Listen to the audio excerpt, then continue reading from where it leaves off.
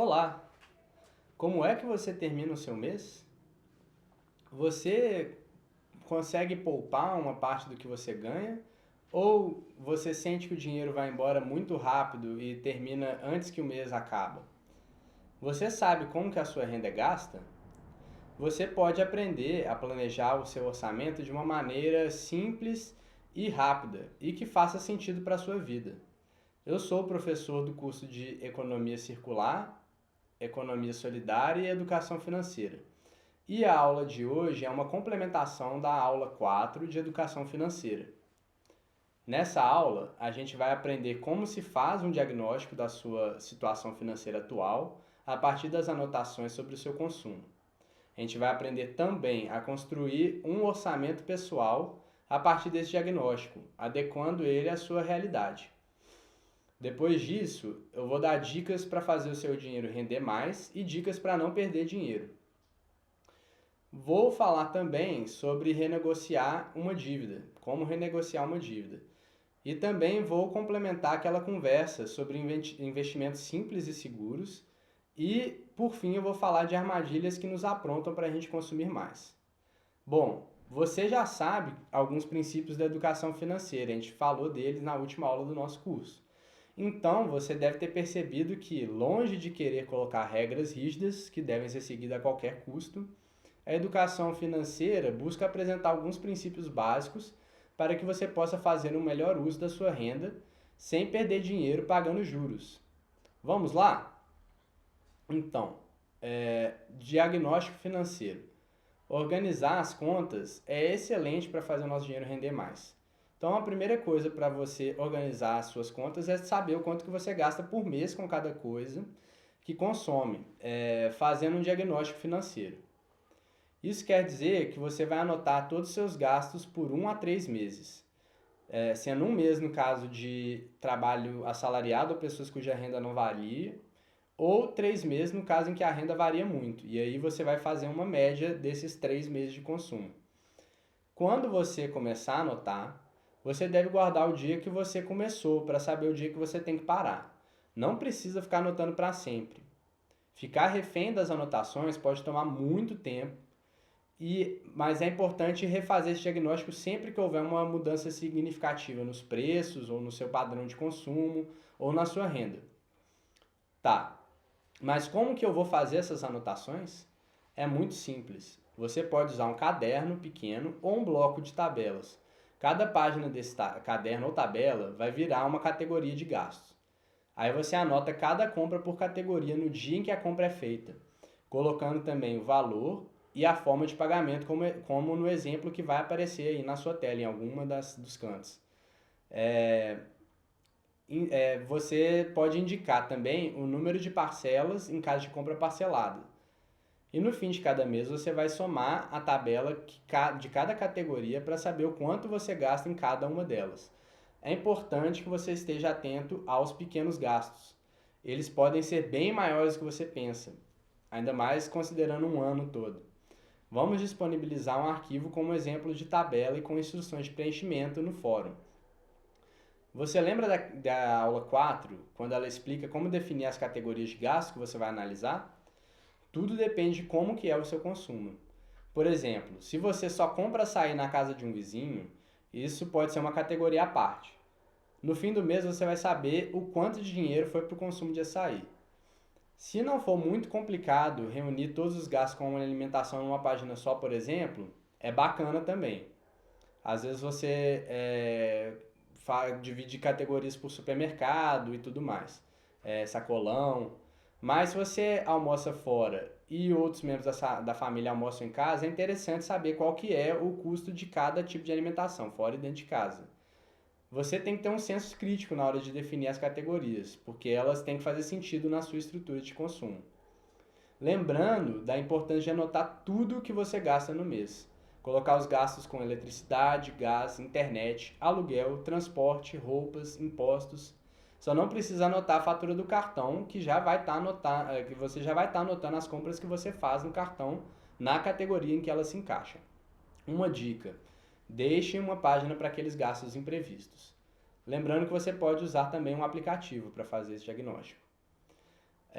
Depois que a gente sabe o quanto que a gente gasta em cada categoria, a gente consegue ter noção do quanto da nossa renda está indo para cada categoria de consumo. Ou seja, a gente pode ver na prática o nosso padrão de consumo. E também se a gente é equilibrado, se a gente vive no vermelho, se a gente é pão duro. A partir daí você consegue fazer uma adequação no seu orçamento. Mas para isso é necessário você ter um objetivo. Nós vamos usar uma planilha do Excel de exemplo, de um diagnóstico e de como organizar suas contas. Então, esse aqui nessa planilha que está aparecendo aí na tela de vocês, mostra um diagnóstico que foi feito hipoteticamente, lembrando aqui que eu estou usando números hipotéticos para os valores do consumo, tentando mais ou menos aproximar de um valor real, mas ainda assim eles são exemplos, não servem de base para a realidade. Então, depois que você faz o diagnóstico, é legal você anotar todas as receitas que você tem. Então, por exemplo, você coloca no começo do seu orçamento lá receitas, salário, vale transporte, vale alimentação ou refeição. Aqui no caso a pessoa recebe R$ 1.500 de salário, R$ 100 de vale transporte e 200 de vale alimentação, vale refeição. Eu estou contando aqui que ela está já com o salário descontado do INSS. E aí no total de receitas, R$ 1.800. E aí quando a gente passa para as anotações que essa pessoa fez das despesas, a gente vê que ela gastou R$ 250 com o supermercado, R$ 100 com açaí fino do vizinho dele, num mês, R$ 150 em sacolão ou feira, R$ 200 com transporte, sendo que R$ 100 desses 200 foi pago com o vale transporte. Também teve que fazer um gasto com roupas de R$ 50 e conta de luz R$ 100. E além disso ele paga um aluguel ou incluindo aí algum condomínio que ele tenha que pagar de moradia, R$ 400. O gasto com gás por mês está dando R$ 50 e o gasto de internet e telefone celular está dando R$ 120 por mês. Além disso, ele gastou R$ 40 com um livro ou com um curso online que ele adquiriu, R$ 60 com lazer, e aí ele colocou uma categoria à parte aqui de guloseimas, porque ele é uma pessoa que gosta muito de chocolate, de doce, essas coisas assim. Então, ele colocou aqui R$ 50 de guloseimas. Além disso, ele teve alguns imprevistos e manutenções para fazer e alguns desses imprevistos foram ocasionados por uma falta de organização financeira. Aqui está no valor de R$ 130.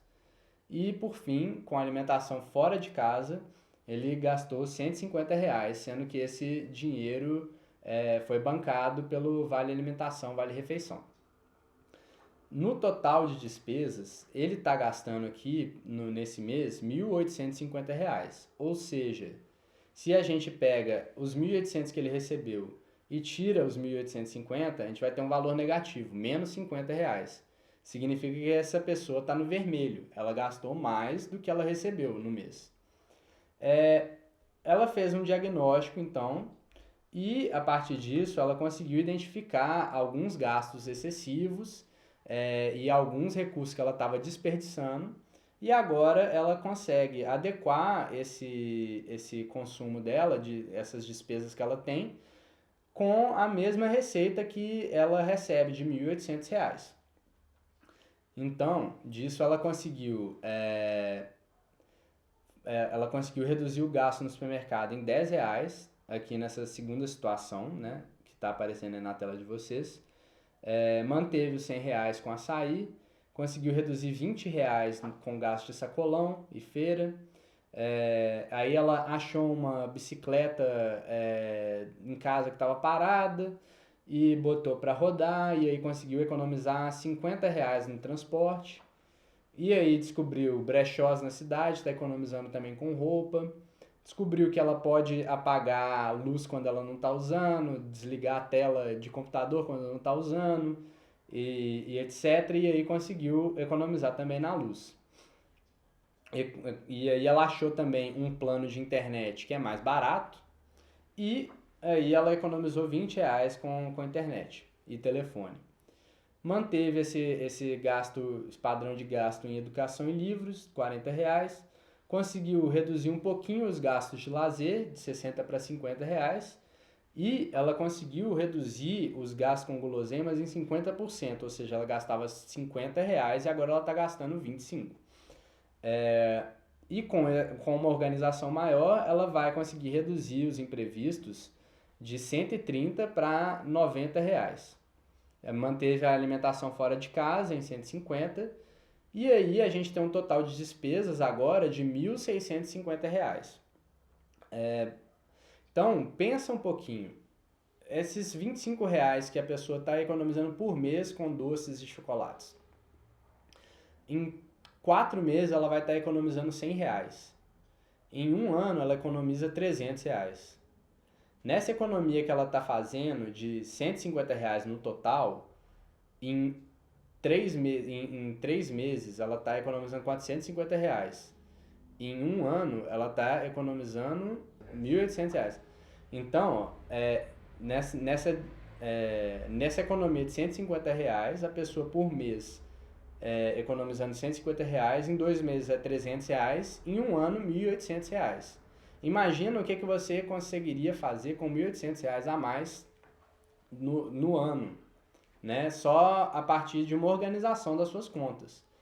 Então, é para isso que serve o orçamento. Aqui a gente só mostrou aqui uma adequação que a pessoa simplesmente deixou a vida dela no verde ali, tem R$ 150 sobrando.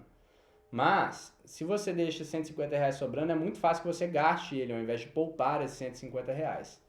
Por isso, o orçamento que a gente indica fazer, que os educadores financeiros normalmente indicam, é você incluir antes das despesas o valor que você vai poupar e o valor que você vai destinar para realizar seus sonhos ou para constituir uma reserva para dias de mais dificuldade e tudo mais.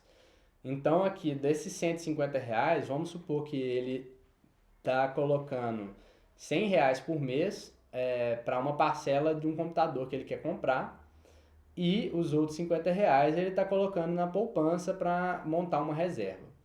Além disso, você pode pensar nos seus sonhos, em outros sonhos de longo prazo, a comprar um imóvel e coisas assim.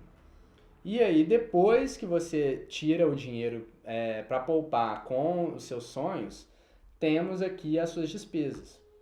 É muito importante isso de você só usar as despesas com o total que você tem disponível depois que você tira a poupança. Senão você nunca poupa, você sempre gasta e vai estar sempre falando que não, eu ganho muito pouco, com R$ 1.500 por mês não dá para poupar. Com certeza, com o salário mínimo, poupar é muito difícil. Mas se você conseguir poupar pelo menos R$ 50, você consegue ter um pequeno colchão para amortecer em momentos que o bicho pega, assim, que acontece alguma coisa que você não estava planejando de jeito nenhum, que extrapolou total o seu orçamento, você tem ali para cobrir. E aí então você fica aqui com um total de receitas, menos a quantidade que você está poupando, menos menos as despesas, você igualou ali, né? Se por acaso você chega numa situação em que tem um mês que sobra mais dinheiro do que você poupou, o que você faz? Você pode até consumir com alguma coisa, mas se você quiser poupar, é legal também, é uma boa ideia. O que é importante perceber é que o orçamento é uma ferramenta para você fazer um planejamento. Então, o orçamento ele não pode ser entendido como uma maneira de você criar um rígido padrão de consumo que você não pode gastar um centavo a mais nem a menos daquilo que está definido ali. Ele é um instrumento que permite você identificar como que é o seu padrão de gastos, ver em cada momento da sua vida, né? Então, dentro de um ano, você pode ter vários momentos em que você define que você vai gastar menos com doces, para economizar um pouquinho mais de dinheiro. Então é para isso que serve o orçamento, você conseguir ver em cada momento da sua vida o que é melhor você fazer, ou seja, se é bom você reduzir um pouco um gasto aqui e ali e tal para realizar alguma compra que você precisa, algum sonho, ou se vale a pena você parar de poupar um pouquinho, por exemplo, depende da pessoa, né? Tem gente que consegue poupar muito assim, e às vezes ela chega num momento da vida em que ela vai abrir mão de poupar um pouquinho para, sei lá, comprar um presente, para comprar alguma coisa que ela queira muito experimentar. Então, é isso que eu queria que ficasse claro, né? Que o orçamento, ele é um instrumento de educação financeira na medida em que ele te ajuda a planejar. Ele não é para fazer você ficar refém de uma regra rígida. Então, nesse exemplo que eu dei, eu espero que vocês tenham percebido como que é simples construir um orçamento, lembrando que você pode fazer um orçamento num caderno ou, quem sabe, até num aplicativo. Então, organizar suas contas é a primeira dica para fazer o seu dinheiro render mais. Cortar desperdícios e reduzir os gastos é a segunda. Você sabia que você pode estar gastando até 20% em excesso nas necessidades básicas? Então, você tem que ter um objetivo para essa renda que você vai poupar através da redução do desperdício e dos gastos. Para direcionar pagamento de dívida, para poupança, para fazer outro investimento ou realizar um sonho específico. Quanto a isso, cabe a você executar os passos do planejamento. Lembrando que o que planejamos precisa sempre ser reavaliado, já que muitas vezes a gente depara com mudanças no percurso ou até erros de cálculo de percurso. A terceira forma de fazer o seu dinheiro render mais é buscar formas de incrementar a renda. Às vezes isso é um movimento necessário para realizar algum sonho. Você pode, por exemplo, buscar algum trabalho no final de semana, algo que você gosta de fazer, que pode te gerar renda. Alguns podem dar aula de línguas ou de reforço escolar, por exemplo. Às vezes você produz algum artesanato ou quitute que as pessoas estão loucas para que você venda. A outra opção é investir em cursos que vão te trazer alguma qualificação no mercado de trabalho e poder melhorar o preço pago pelo seu trabalho. Então, agora eu vou te apresentar algumas dicas para que você não perca dinheiro. A primeira dica é desconfiar do dinheiro fácil e aplicações muito rentáveis. Por quê? Porque não existe maneira fácil e mágica de ganhar muito dinheiro honestamente. Não confie em esquemas de pirâmide ou de mandala da prosperidade, como está aparecendo agora. E você pode desconfiar de pessoas que estão tentando te vender bilhete premiado de loteria ou lojas de internet oferecendo produtos a um preço muito abaixo do valor normal ou qualquer outro negócio suspeito. Muita gente cai em golpes pela internet e telefone todos os dias. Fica atento. Fuja dos títulos de capitalização que os gerentes de banco gostam de te oferecer. Além deles renderem muito pouco, você fica preso por anos numa aplicação financeira que é desvantajosa para você. Pode até ser vantajoso para o banco, mas o consumidor só tem vantagem se é sorteado, o que é quase impossível de acontecer. Os bancos também podem te ligar oferecendo outros serviços financeiros que não são vantajosos para você. Promoções e produtos grátis também podem estar tentando te enganar. Normalmente, tudo que está sendo oferecido gratuitamente por exemplo, uma bebida grátis na compra de um petisco num bar, ou um brinde que você compra, quando você compra numa loja eles te oferecem um brinde, isso já teve o custo calculado e está repassado no preço final dos produtos. Além disso, levar mais por menos nem sempre é bom. Por exemplo, em ofertas que você leva uma embalagem maior ou com mais unidades, é sempre bom você calcular o preço unitário dos produtos para ver qual que é o pacote que vale mais a pena.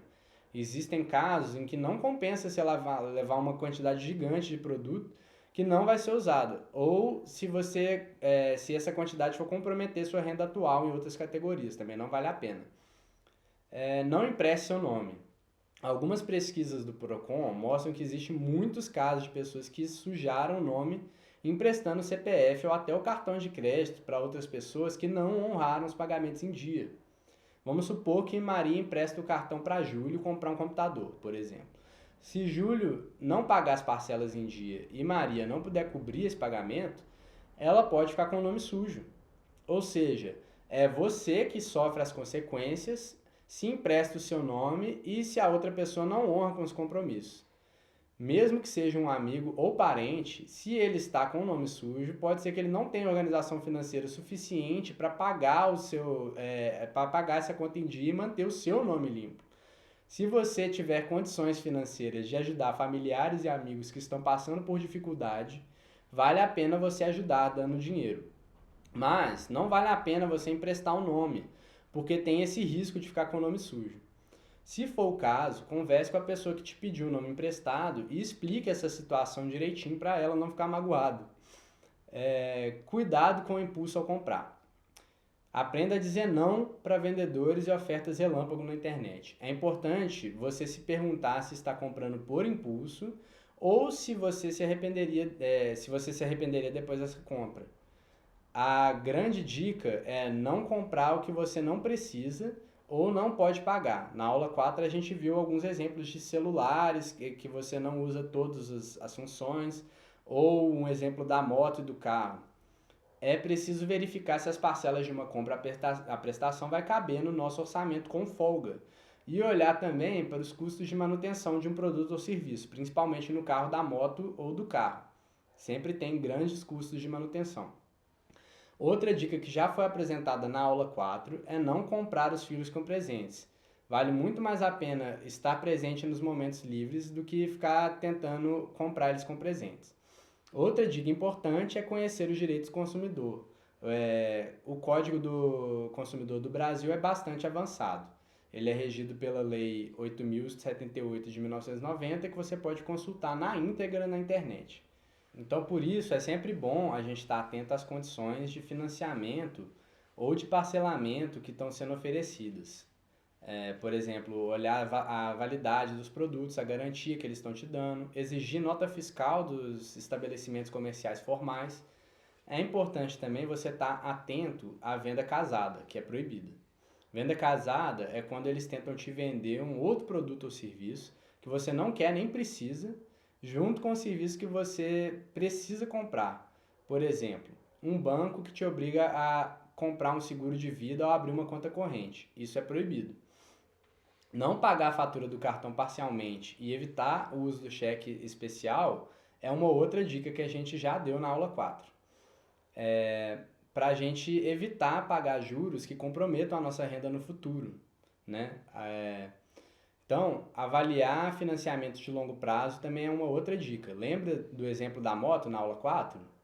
É importante a gente saber todas as condições de financiamento para não pagar duas motos e levar uma só.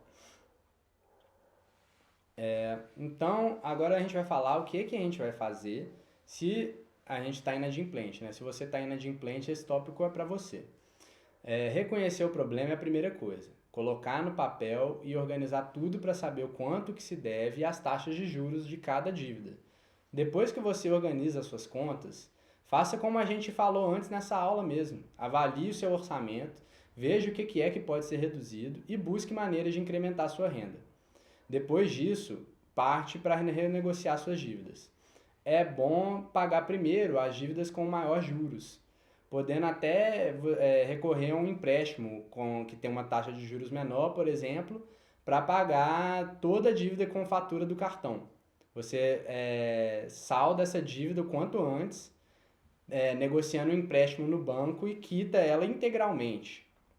E aí depois fica mais fácil de renegociar a dívida com o banco do empréstimo. É bem mais fácil do que negociar a dívida com a administradora do cartão. E o empréstimo normalmente tem juros menor e enfim, é mais fácil mesmo de negociar. Depois de você saber quais as dívidas que você vai pagar primeiro, procure os credores e negocie. Então, nunca aceite a primeira proposta. Você pode negociar e pressionar para que eles aceitem uma forma de quitar suas dívidas que você pode pagar, sem se endividar ainda mais. Você não é obrigado a aceitar negociações que não caibam no seu bolso. Antes de fechar a negociação, é muito importante que você preste atenção nisso. Mudar o estilo de vida pode ser importante para você. Se você se encontra negativado e não tem muita noção dos seus gastos, é importantíssimo que você entenda as maneiras pelas quais você pode mudar os seus hábitos. Na aula 4 e nessa aula complementar, a gente apresentou diversas ferramentas que você pode refletir sobre o seu padrão de consumo. Então, cuidado com o consumismo propagandeado pelas publicidades. Eles podem estar te deixando escravo do dinheiro e sacrificando o seu tempo livre de lazer, ou seu tempo com a família e amigos, só para sustentar um consumo que no fim das contas ele nem é necessário. No mais, mesmo que a situação esteja ruim para você, não deixe de se divertir. Procure programação cultural e de lazer gratuito na cidade. É muito importante para manter a cabeça no lugar. Agora a gente vai falar de complementar a coisa que a gente falou na aula 4. A gente falou um pouco de poupança e dos títulos do Tesouro Direto. Ficou faltando explicar que existem diferentes títulos do Tesouro que você pode aplicar. E se você se interessar por isso, você pode buscar essas informações no site que foi mencionado na aula. Existem títulos que têm a rentabilidade fixada. Você sabe exatamente quanto que você vai receber no final. Você colocou 100, depois você vai receber 120. Outros títulos têm uma rentabilidade atrelada à taxa de juros ao longo do período de validade desse título. Ou seja, o dinheiro pode render mais se a taxa de juros sobe e pode render menos se a taxa de juros diminui. Então, para escolher a melhor modalidade de título que você tem, que você pode adquirir, você tem que estar atento a todas as condições. A taxa de juros, o imposto de renda que você paga sobre essa aplicação, outras taxas de manutenção, prazo de investimento, etc. Calcular o que é melhor para você. E é bom lembrar que você tem que ter um objetivo ao fazer um investimento, seja aposentadoria, seja comprar uma moto, fazer uma viagem, ou só ter uma reserva para períodos de menor rendimento. Investir e poupar sem ter para onde ir não é saudável. Existem outros títulos de renda fixa seguros, como o CDB e o CDI. Alguns aplicativos, por exemplo o Nubank, já aplica em CDI de forma descomplicada e só mostra o rendimento líquido, já descontando o imposto de renda. Por último, a gente vai falar um pouco da Previdência Social, que é o programa de aposentadoria do governo. É um programa que cada um contribui com uma parte da renda mensal durante o período que está ativo e depois ele recebe um valor mensal de aposentadoria. Com as novas regras da Previdência, o tempo de contribuição para poder se aposentar aumentou. Além disso, mudaram também as alíquotas, ou seja, as taxas aplicadas para a contribuição. Agora elas variam entre 7,5% e 2% efetivamente. Antes era uma variação bem menor e agora então está mais progressivo, né? Ao preencher todos os requisitos, você pode dar entrada na aposentadoria para receber 60% da média de salários sobre os quais você contribuiu com a Previdência. A aposentadoria integral ficou muito mais difícil, pois você só ganha 1% a mais do valor integral a cada ano excedente de contribuição. A Previdência Social ela é muito boa e segura para quem tem emprego formal ou é servidor público. Para quem é informal ou autônomo, está bem mais complicado de aposentar pela Previdência Social. Então, uma dica que eu tenho é que você pode ver se vale a pena fazer um cadastro no MEI, que é o Cadastro de Microempreendedor Individual. Com o MEI, você tem que pagar uma tarifa mensal única, que além de te isentar de imposto de renda e imposto sobre serviços, ela ainda contribui automaticamente com a aposentadoria sobre um salário mínimo. Então, dependendo da situação, vale mais a pena contribuir com essa aposentadoria do MEI e complementar a sua aposentadoria a partir de outros investimentos, como os que eu apresentei, por exemplo. E existem também planos de previdência privada, que são realizados por diversos bancos. Eu não vou detalhar eles aqui, mas se você se interessar, você pode comparar a rentabilidade desses planos com o de outros títulos para saber qual que vale mais a pena para o seu caso específico. Então, agora eu vou falar, por último, das armadilhas do cérebro no consumo. No livro Cuide do Seu Bolso e do Planeta, a educadora financeira Adriana Fileto, ela apresenta 5 armadilhas que o nosso cérebro apronta ao lidar com dinheiro e consumo. Todas essas armadilhas elas são comprovadas pela psicologia e pela neurociência. A primeira delas é a matemática do faz de conta, isto é, ficar criando contas mentais baseadas em um monte de suposições para saber se teremos dinheiro disponível para fazermos uma compra ou uma viagem no futuro. Ou para saber se essa compra ou viagem que a gente quer fazer agora vão atrapalhar as nossas contas no futuro. Para não tomar uma decisão precipitada, é importante colocar essas contas no papel ou numa planilha e que elas tenham o apoio de um orçamento pessoal ou familiar bem feito. É importante ser honesto consigo mesmo sobre as reais possibilidades que você tem. Você pode também conversar com a família para buscar as alternativas mais em conta para vocês. Mas sempre duvide das suas contas mentais, que buscam encontrar maneiras de contornar as dificuldades e fazer uma nova compra ou viagem sem que seja possível. A próxima armadilha é achar melhor receber uma coisa já do que esperar um pouco mais e receber mais ainda.